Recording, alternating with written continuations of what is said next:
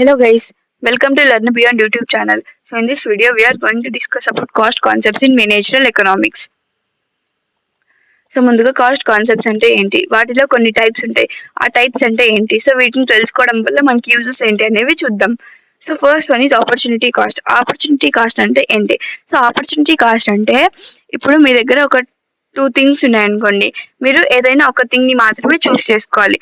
అలాంటప్పుడు ఇంకొక థింగ్ కి మీరు వదులుకోవాల్సి వస్తుంది. సో దీన్ని ఆపర్చునిటీ కాస్ట్ అని అంటాం.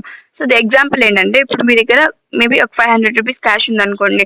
సో మీరు ఆ 500 రూపీస్ తో ఇదర్ బుక్ అయినా కొనొచ్చు, లేదా మూవీకి అయినా వెళ్ళొచ్చు.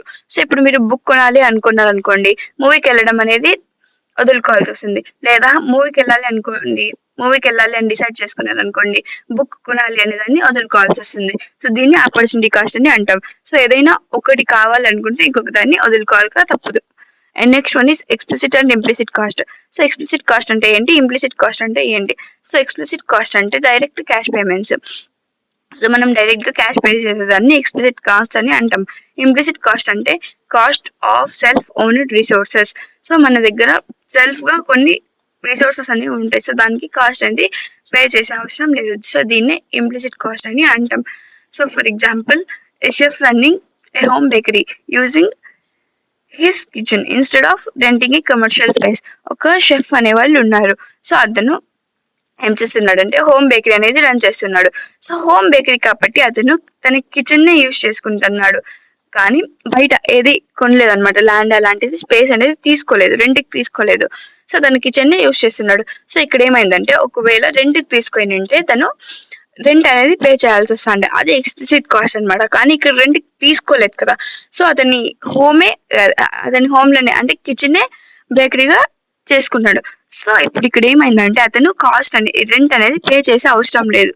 సో అతని ఓన్ రిసోర్స్ కాబట్టి కాస్ట్ అనేది పే చేసే అవసరం లేదు. సో దీన్ని ఇంప్లిసిట్ కాస్ట్ అని అంటాం.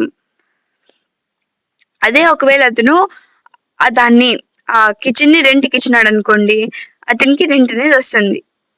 సో ఈ లేదు కాబట్టి అది implicit cost. Next one is historical and replacement cost.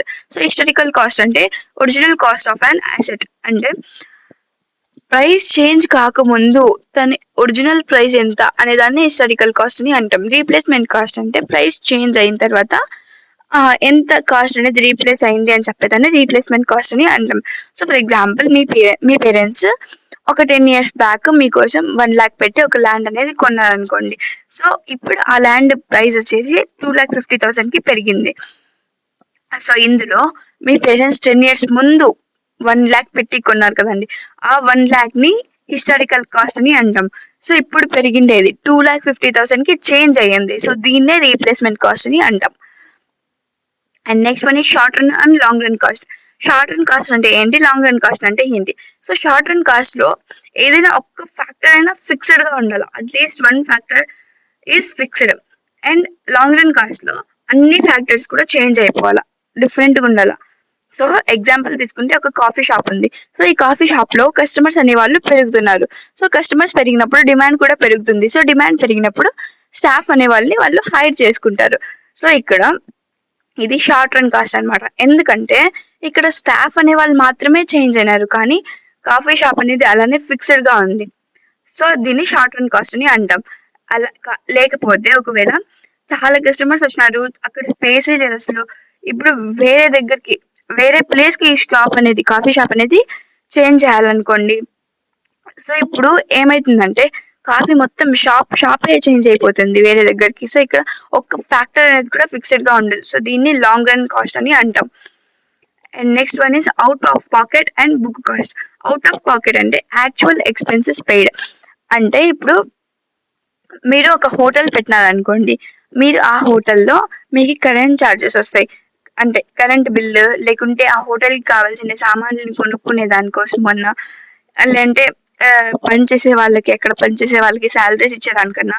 So ఇలాంటి వాటి కోసం మీరు మీ పాకెట్ లో ఉండే డబ్బుల్ని తీసి వాళ్ళకి ఇవ్వాలి, అంటే డైరెక్ట్ గా ఇవ్వాలన్నమాట. సో దీన్ని అవుట్ ఆఫ్ పాకెట్ కాస్ట్ అని అంటాం. సో మీ పాకెట్ లో ఉండే డబ్బులు బయటికి తీసి వాళ్ళకి ఇచ్చేదన్నమాట. And next one is book cost. Book cost అంటే recorded but not immediately paid. So book cost అంటే ఏంటంటే, సో ఇప్పుడు మీరు హోటల్ రన్ చేస్తున్నారు, వాళ్ళకంతా ఇచ్చేది మీరు అవుట్ ఆఫ్ పాకెట్ కాస్ట్. కానీ వాళ్ళకి ఇచ్చేదే కాకుండా మీ దగ్గర కొన్ని డబ్బులు మిగులుతాయి. సో ఆ డబ్బులు అనేవి ఓనర్ అంటే మీరు, సో మీకు మాత్రమే ఆ డబ్బులు. సో కానీ మీకు డైరెక్ట్ గా మీ డబ్బుల్ని ఇచ్చుకోరు కదా. సో కానీ ఆ డబ్బులు అనేవి రికార్డులో రాసి పెట్టుకుంటారు. సో దీన్నే బుక్ కాస్ట్ అని అంటాం. సో ఎగ్జాంపుల్ తీసుకుంటే buying a new phone is an out of pocket cost. So ఏదైనా ఒక ఫోన్ కొనేది అవుట్ ఆఫ్ పాకెట్ అనమాట. అంటే ఫోన్ కొనాలంటే డబ్బులు మనం డైరెక్ట్ గా పే చేయాలి. While the reduction in its value over time is a book cost. కానీ దాని నుంచి వచ్చే రిడక్షన్ కాస్ట్ అనేది బుక్ కాస్ట్ అని అంటాం. And next one is fixed and variable cost.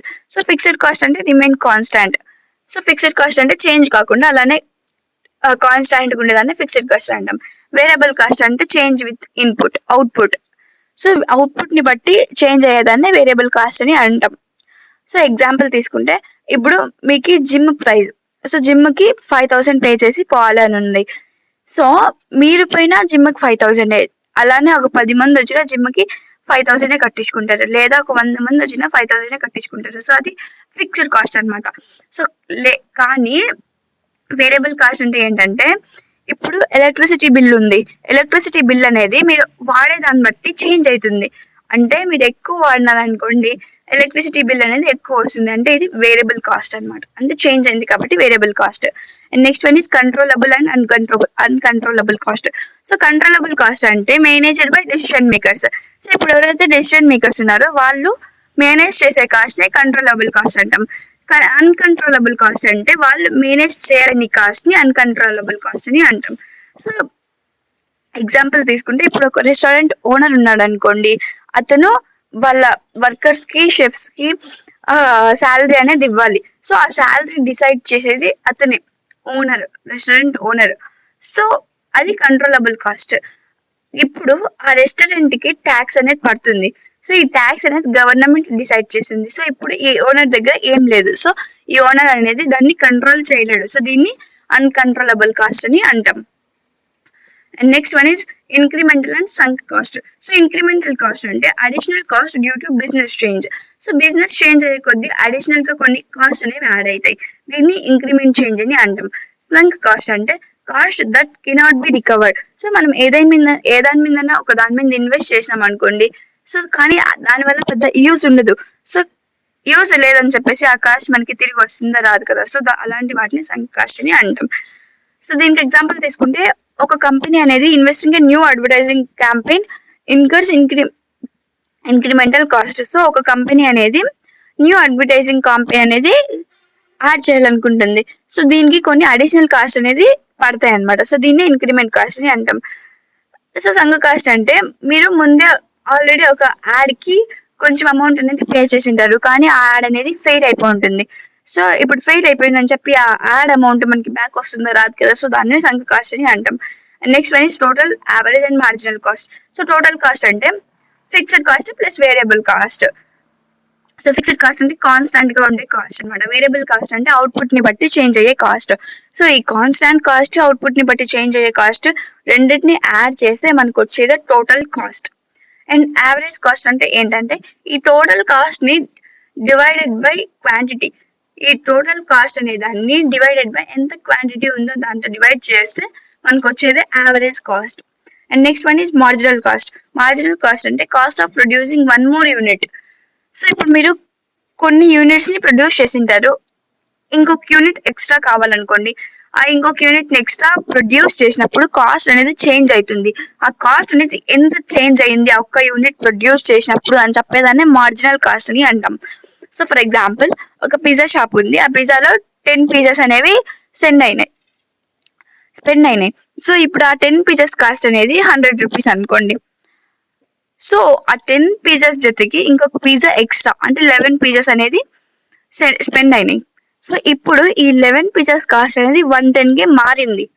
So ఈ 10 పిజ్జాస్ అయినప్పుడు 100 రూపీస్, 11 పిజ్జాస్ అయినప్పుడు 110. సో వీటికి మధ్యలో డిఫరెన్స్ ఎంత? 10 రూపీస్. సో దీన్నే మార్జినల్ కాస్ట్ అని అంటాం. అండ్ లాస్ట్, సో కన్క్లూషన్ ఏంటంటే ఇప్పుడు మీరు ఈ డిఫరెంట్ కాస్ట్ ఆఫ్ కాన్సెప్ట్స్ అనేవి తెలుసుకున్నారు కదా. సో ఈ డిఫరెంట్ కాస్ట్ కాన్సెప్ట్స్ వల్ల మనకి బిజినెస్ లో గ్రో చేసుకోవడానికి యూజ్ అవుతుంది. అలానే understanding cost improves profitability and efficiency. So మనము ఈ కాస్ట్ కాన్సెప్ట్స్ అన్నిటిని తెలుసుకునే దాని వల్ల మనకి ప్రాఫిట్ అనేది పెరుగుతుంది. So I hope you understand this concept guys. Thank you.